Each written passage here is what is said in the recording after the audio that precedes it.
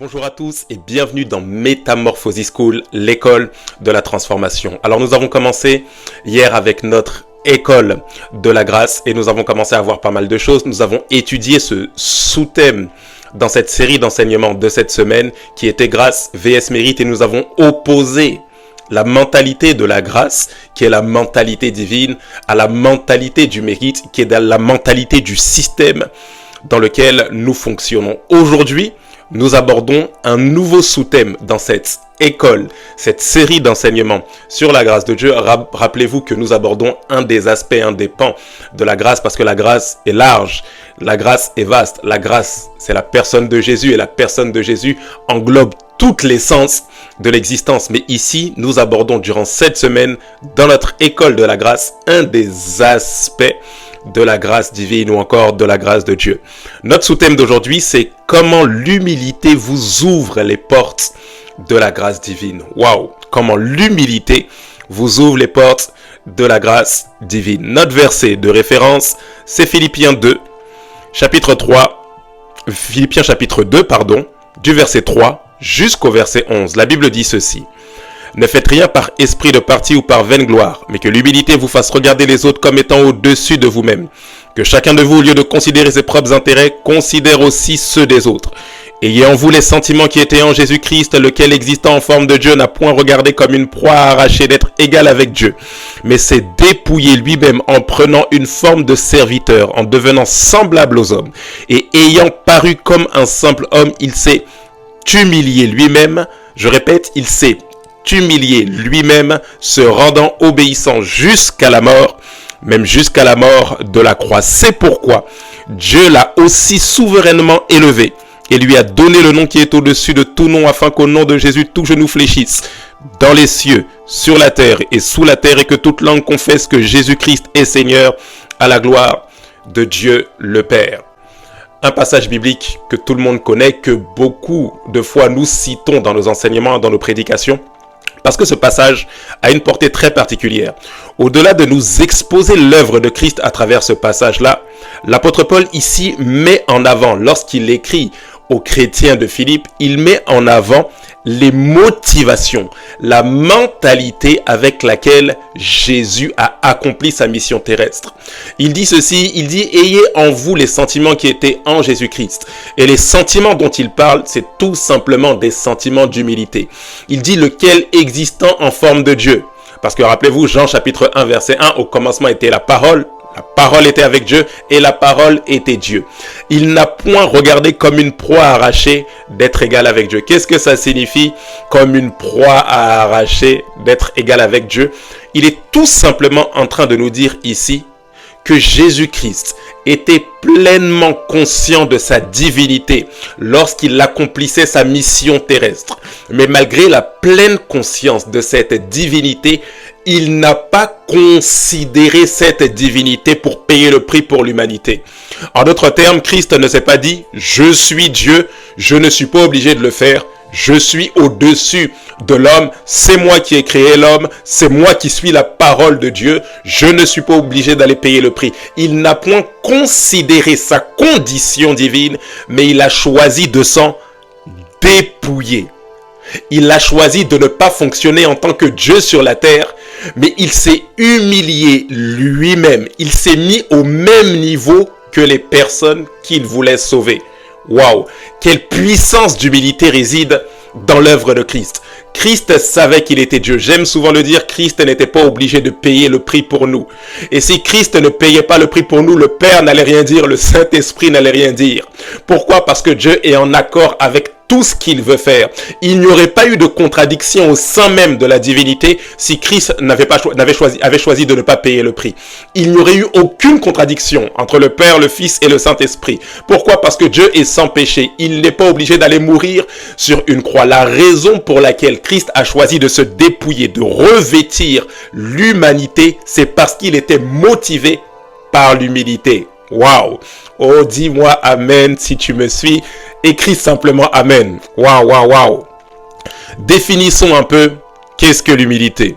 Définissons un peu qu'est-ce que l'humilité. Ça sera notre premier point des 2 points que nous allons développer dans notre enseignement de ce soir. Notez ceci, comme premier point par rapport à la définition que nous donnons à l'humilité, l'humilité, c'est vivre en fonction de la confiance que nous avons en la personne de Jésus. Votre humilité est déterminée par la confiance que vous avez vis-à-vis de Dieu. On reconnaît l'humilité d'une personne par sa foi en Jésus. On reconnaît l'humilité d'une personne par la manière dont elle manifeste sa foi en Dieu. Vous devez comprendre ceci. L'orgueil consiste à placer notre confiance en nous-mêmes. Parce qu'une personne qui est orgueilleuse est une personne qui regarde à elle-même. Une personne qui considère ses capacités, qui magnifie ses compétences, qui magnifie ses forces, qui magnifie tout ce qu'elle est en mesure de faire. Si j'ai réussi à avoir ce travail, c'est parce que j'ai beaucoup étudié. Si j'ai réussi dans le ministère, c'est parce que je me suis suffisamment consacré là où d'autres ne l'ont pas fait. Si j'ai réussi à avoir des enfants, c'est parce que depuis mon enfance jusqu'à l'âge adulte, jusqu'à mon mariage, je me suis préservé avant le mariage. Alors j'ai été récompensé, je suis marié et j'ai des enfants. Si aujourd'hui je suis là où je suis, c'est le fruit de toutes les actions que j'ai posées au préalable. Oh, j'ai envie ici de vous donner une pensée assez équilibrée en ce qui concerne cette histoire des actions que nous devons poser. Il est vrai, et on va le voir, rappelez-vous, à la fin de la semaine, dans notre dernier chapitre de cette école de la grâce, en tout cas pour cette série, on va le voir que la grâce ne consiste pas en une facilité, mais la grâce est une capacité. Lorsque Dieu vous équipe, il vous équipe pour que vous puissiez faire. Mais vous devez comprendre que votre base, c'est la grâce de Dieu. Nous avons commencé à l'aborder hier. Votre base n'est pas vos efforts, ne sont pas vos efforts, mais votre grâce, votre base, c'est la grâce. Votre base, c'est d'abord la grâce de Dieu. C'est à partir de la grâce que vous faites. Vous ne faites pas pour montrer à Dieu que vous êtes capable de faire, mais vous faites parce que vous fonctionnez à partir de ce que Dieu vous a donné. Que vous ayez des enfants ou pas, que vous ayez un bon poste dans la société, que vous soyez multimillionnaire, c'est d'abord à partir de la grâce de Dieu que vous fonctionnez. Ce n'est pas le fruit de vos efforts, ce n'est pas le fruit de ce que vous êtes en mesure de faire. Une personne qui ne reconnaît pas le bras de Dieu dans sa vie, mais qui passe son temps à regarder aux choses qu'elle est capable de faire, est une personne qui manque d'humilité. Et elle manque d'humilité, pourquoi? Parce que pour réussir, elle regarde à ses capacités, elle regarde à ses compétences, elle regarde à ses qualifications, elle regarde à tout ce qu'elle a travaillé à la sueur de son front. Oui, l'humilité consiste à placer sa confiance en Dieu. L'humilité consiste à croire que si je suis là où je suis, c'est parce que Dieu m'a fait grâce. Mais je vais aller un peu plus loin. Dans cette notion de l'orgueil, et lorsque nous allons chuter dans notre enseignement de ce soir, vous allez comprendre pourquoi est-ce que je donne ce point-là ici. Mais même lorsque vous avez ce complexe d'infériorité, lorsque vous vous sentez incapable, au point où vous voulez vous cacher des hommes, parce que vous ne voulez pas que les hommes voient vos faiblesses, parce que vous ne voulez pas que les hommes voient que vous bégayez, parce que vous ne voulez pas que les hommes voient que selon vous, vous n'avez peut-être pas le bon physique, vous préférez vous protéger et rester en arrière. Le fait d'être complexé à un point où je veux me cacher, oh je vous assure, n'est pas juste une question de manque d'assurance. Mais ce manque d'assurance cache une forme d'orgueil. Parce que, encore une fois ici, lorsque vous vous cachez, vous ne regardez plus à Christ. Lorsque vous décidez de vous cacher par peur, je le répète, lorsque vous décidez de vous cacher par peur, lorsque vous décidez de vous cacher parce que vous ne voulez pas que les hommes voient vos faiblesses, parce que vous ne voulez pas que les hommes voient vos erreurs, voient vos manquements, lorsque vous décidez par peur de vous cacher, en réalité, le fait de se cacher ici cache une forme d'orgueil. Parce qu'à cet instant précis, vous ne faites plus confiance à Dieu. Mais vous faites confiance à votre capacité de bien vous camoufler pour ne pas que les hommes vous voient.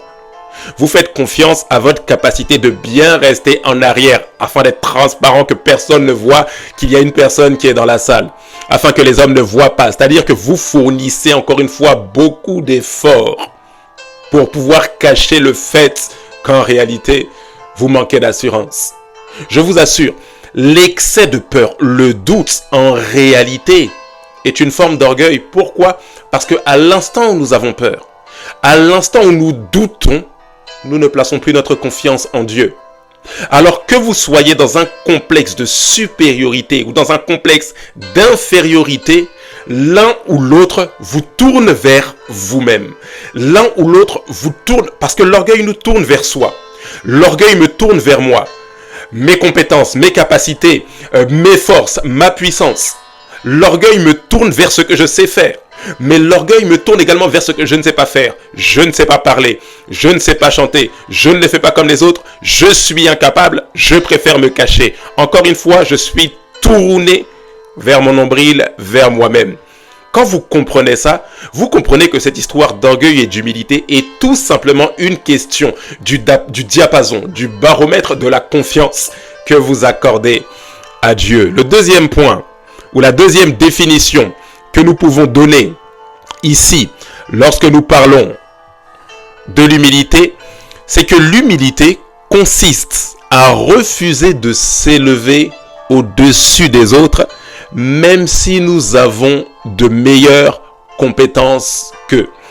L'humilité, c'est refuser de s'élever au-dessus des autres, même si nous estimons que nous avons des meilleures compétences qu'eux.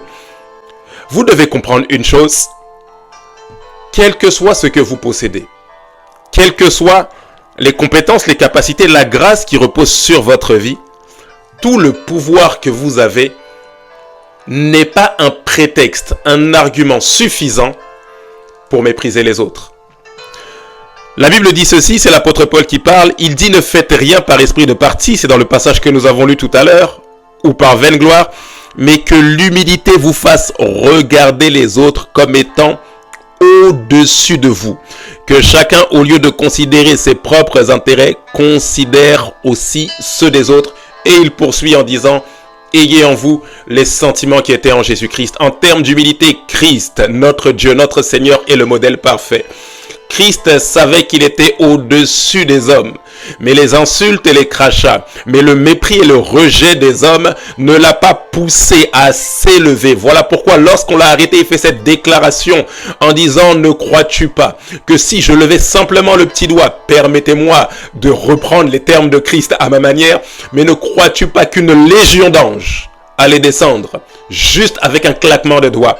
Christ avait pleinement conscience que les personnes en face de lui étaient beaucoup plus faibles que lui, beaucoup moins compétentes que lui, avec beaucoup moins de connaissances que lui, avec beaucoup moins de sainteté que lui, avec beaucoup moins de perfection que lui, mais ce n'est pas pour autant qu'il les a méprisés. Christ connaissait le niveau de chaque personne. Oh, parfois Christ s'indignait dans son cœur en disant « Jusqu'à quand est-ce que je vais lutter avec vous ?» Mais jamais. Jamais il n'a méprisé les personnes. Des personnes qui avaient moins de foi en Dieu que lui. Des personnes qui avaient moins une bonne vie de sanctification que lui. Parce que Christ est le modèle parfait par excellence. Des personnes qui avaient fait moins de miracles que lui. Du reste, des personnes qui n'avaient pas du tout fait de miracles. Des personnes qui n'avaient jamais expérimenté la puissance de Dieu de manière palpable. Christ savait qu'il était au-dessus de tous. Mais ce n'est pas pour autant qui les a méprisés. Il n'a pas méprisé un seul de ses petits, même ceux qui le rejetaient, même les pharisiens qui le rejetaient, même ceux qui étaient contre lui par simple et pure jalousie. Christ ne les a pas rejetés. Oh, j'ai envie de vous dire, ce n'est pas parce que vous êtes dans votre église le meilleur des enseignants, le meilleur des prédicateurs, la meilleure des chantes, la meilleure des conductrices de louanges, le meilleur des conducteurs de louanges, que vous devez mépriser ceux qui sont en train d'arriver et qui n'ont pas encore le niveau que vous avez. Vous savez, je vais vous dire une chose que mon père dans la foi me disait, c'est qu'on ne peut pas critiquer, juger négativement, indexer les autres sans pour autant se glorifier soi-même.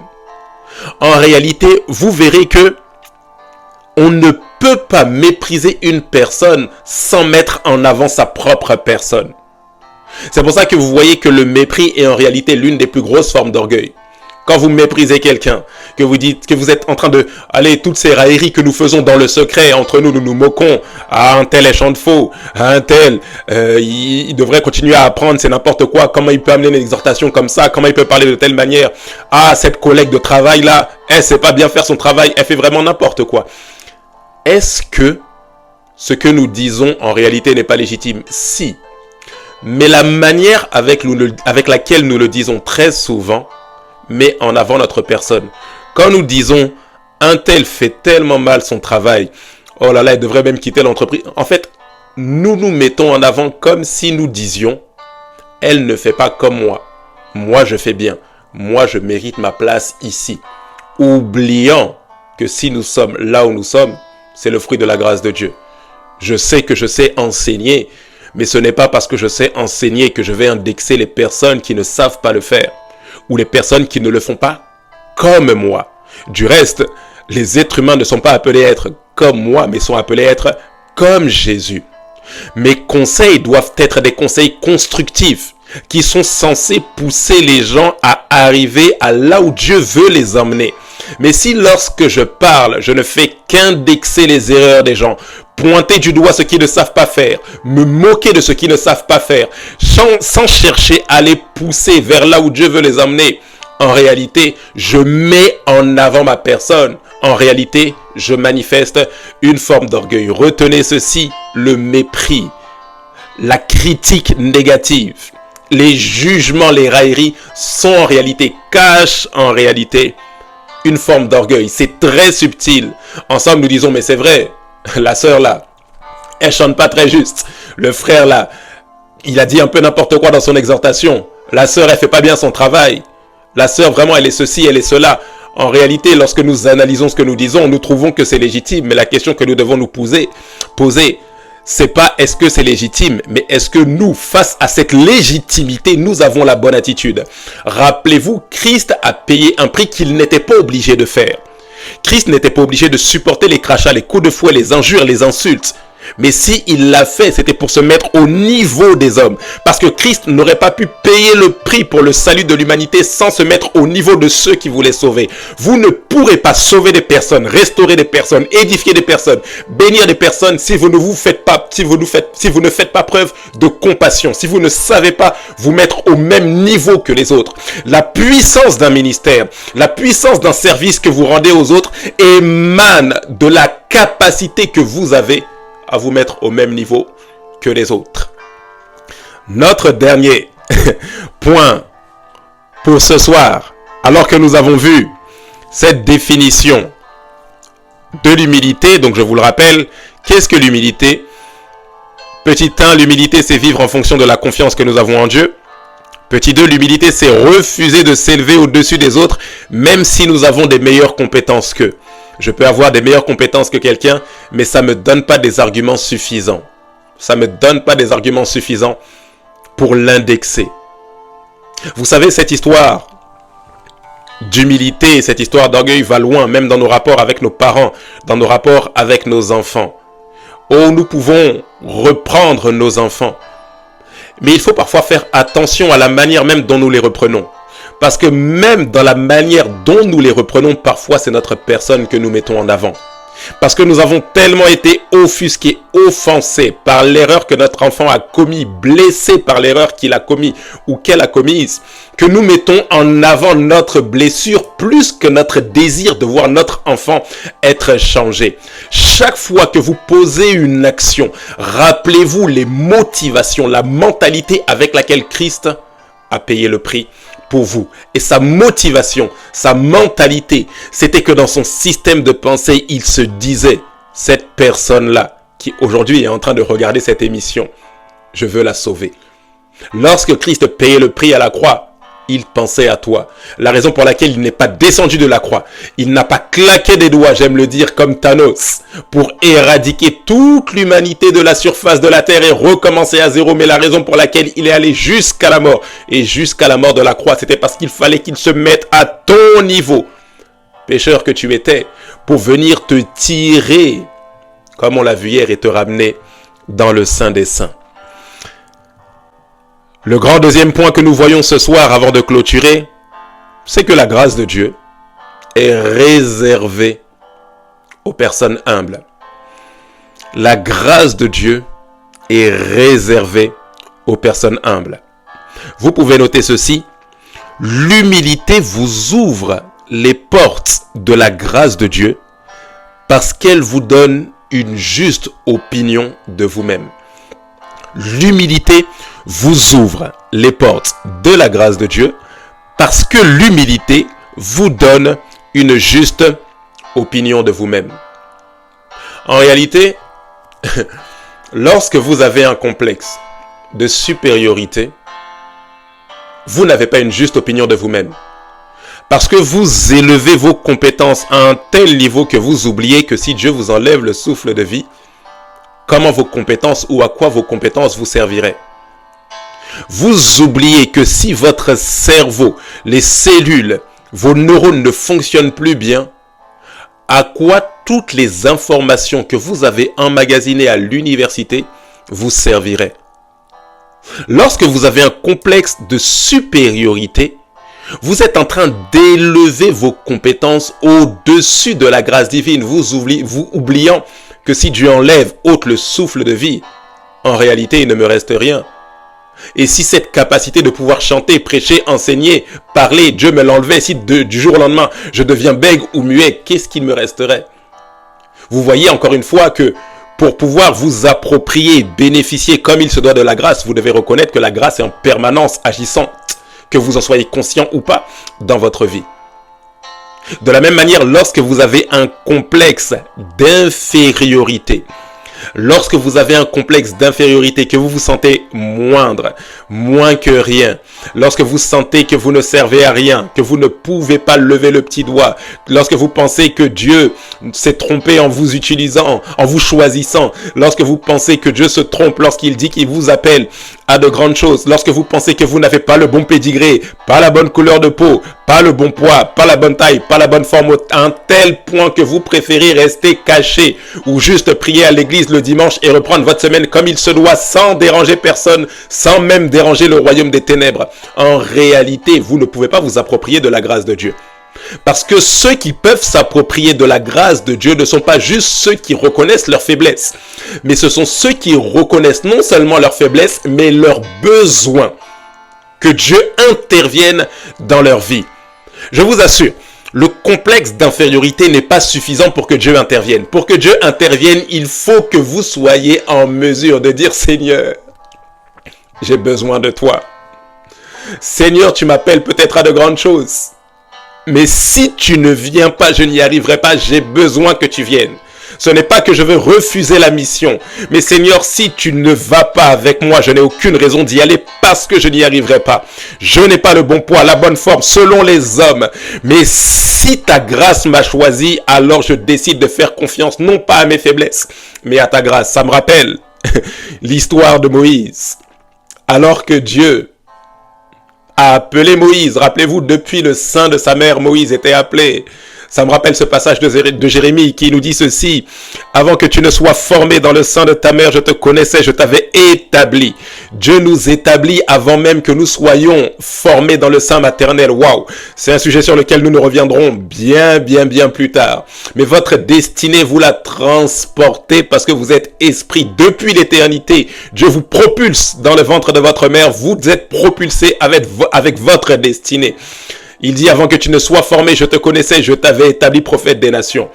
Mais revenons à l'histoire de Moïse. Dieu appelle Moïse depuis le sein de sa mère. Moïse arrive en Égypte. Moïse est chassé de l'Égypte, littéralement. Il fuit. Pourquoi? Parce qu'après avoir tué un Égyptien, il se retrouve comme fugitif parce qu'il risque la mort. Et Dieu lui dit, là où tu es considéré comme un fugitif, moi je te dis d'aller retourner pour sauver mon peuple. Dieu dit à Moïse, envoie quelqu'un d'autre. Je suis bègue, je n'ai pas le parler facile. Envoie quelqu'un d'autre.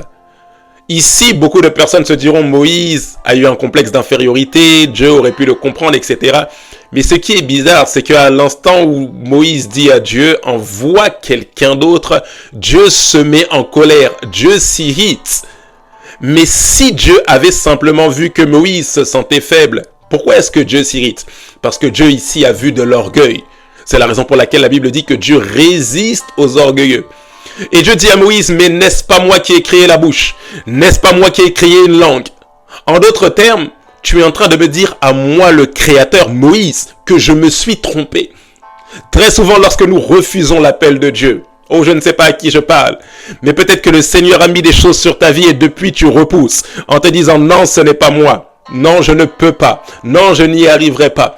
La question que le Seigneur te pose ce soir, c'est est-ce que tu es en train de me dire que je me suis trompé? Est-ce que Dieu peut se tromper? Est-ce que lorsque Dieu t'a appelé, tu penses qu'il s'est trompé? Tu penses que le Créateur de l'humanité s'est trompé? Oh, si tu le penses, laisse-moi te dire que ce n'est pas que tu es trop faible, mais qu'il y a une forme d'orgueil dans ton cœur qui t'empêche d'avoir confiance en Dieu. Il y a une forme d'orgueil que tu dois laisser partir. J'ai simplement envie de dire à une personne, Dieu ne se trompe pas. S'il t'a choisi, il sait pourquoi. Pour accomplir ta destinée, Dieu n'a pas besoin que tu aies des capacités, mais toi, tu as besoin de la capacité que sa grâce peut te donner. Quelles que soient tes forces que tu considères ou tes faiblesses. Parce que la grâce de Dieu, ou s'approprier la grâce, demeurer dans l'humilité, c'est refuser de regarder à ses forces comme à ses faiblesses et considérer que quelles que soient mes forces, quelles que soient mes faiblesses, Seigneur, j'ai besoin de toi. Est-ce que tu peux simplement dire, Seigneur, j'ai besoin de toi en tout temps, en toutes circonstances. La grâce de Dieu, s'approprier la grâce de Dieu exige que vous ayez un cœur humble. Il faut un cœur humble pour reconnaître que je suis un pécheur, que je suis sale et que j'ai besoin d'être lavé, d'être purifié. Oh, il faut beaucoup d'humilité pour reconnaître qu'en réalité, je ne peux pas accéder à l'éternité si Dieu ne me fait pas rentrer. Oh, il faut beaucoup d'humilité pour reconnaître que j'ai besoin de Dieu. Beaucoup d'humilité pour accepter qu'un autre que moi-même, qu'un autre que mes pensées, qu'un autre que mes habitudes, qu'un autre que mon éducation dirige ma vie. Oh, il faut beaucoup d'humilité pour dire au Saint-Esprit, je refuse de garder ces mêmes habitudes. Je refuse de garder cette éducation, mais je choisis de me laisser conduire par toi. Oh, j'ai une question pour vous. Ce soir, est-ce que vous êtes humble? En réalité, vous avez déjà la réponse à votre question et vous comprenez que nous devons tous grandir, véritablement grandir dans l'humilité. L'humilité, c'est continuer à regarder à Jésus. L'humilité, ce n'est pas regarder les erreurs, les péchés des autres pour savoir si nous sommes saints, mais l'humilité, c'est regarder le modèle parfait. Parce que vous ne pouvez pas expérimenter la grâce sans regarder à la grâce personnifiée qui est la personne de Christ.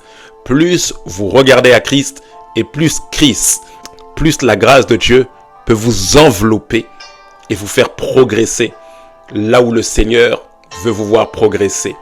J'ai une question pour vous. Est-ce que vous êtes prêt à grandir dans l'humilité? Est-ce que vous êtes prêt? Est-ce que vous êtes prêt à grandir dans cette humilité qui laisse transparaître uniquement le Seigneur, quelles que soient les forces ou les faiblesses que vous avez? Nous allons simplement terminer par la prière. Tu vas simplement élever la voix et tu vas dire, Seigneur, accorde-moi la grâce d'être humble. Accorde-moi la grâce d'être humble.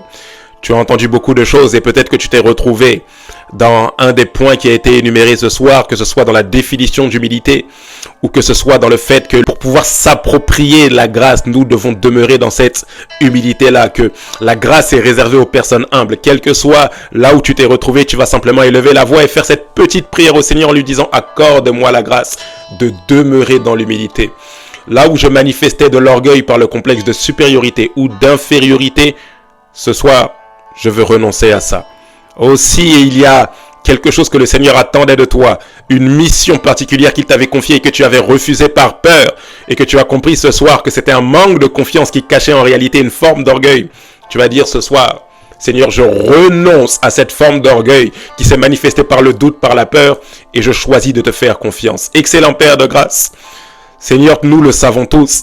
Cet enseignement n'est pas pour mettre en avant le fait que nous sommes arrivés à l'humilité, mais pour mettre en avant que nous avons tous besoin de grandir dans l'humilité. Parce que l'humilité par excellence, c'est l'image même de Jésus-Christ lors de sa mission terrestre jusqu'à la mort de la croix. Accorde-nous la grâce d'aller plus loin, Père, dans les jours qui vont suivre. Dans cette école de la grâce, donne-nous d'apprendre davantage. Donne-nous, Dieu de grâce, d'être édifiés davantage. Pour l'or, Dieu de grâce, donne-nous un cœur humble, un cœur qui est en mesure de s'approprier ta grâce. Donne-nous un cœur qui est en mesure de s'approprier la grâce de Dieu. Donne-nous ce cœur d'humilité. Tu as dit dans ta parole, heureux les pauvres en esprit. Ceux qui considèrent qu'ils ont besoin d'un renfort, spirituel. Oh, ce soir, Seigneur, nous nous considérons comme des personnes nécessiteuses de ta grâce. Fais grandir en nous, Seigneur, les sentiments qui étaient en Christ. Ces sentiments d'humilité qui consistent à considérer les autres et non pas à les mépriser. Encore une fois, Père, nous voulons te dire, à travers l'écoute de cet enseignement et à travers cette prière, que nous sommes prêts à laisser toute forme d'orgueil afin d'être enveloppés par ta grâce. Merci Père pour cet enseignement. Nous te rendons toute la gloire. Dans le nom précieux de Jésus-Christ, nous t'avons prié. Que quelqu'un dise Amen, Amen, Amen. Très bonne soirée à vous. Que Dieu vous bénisse. On se retrouve jeudi pour la suite de notre école de la grâce. À très bientôt avec Métamorphosis School. Que Dieu vous bénisse.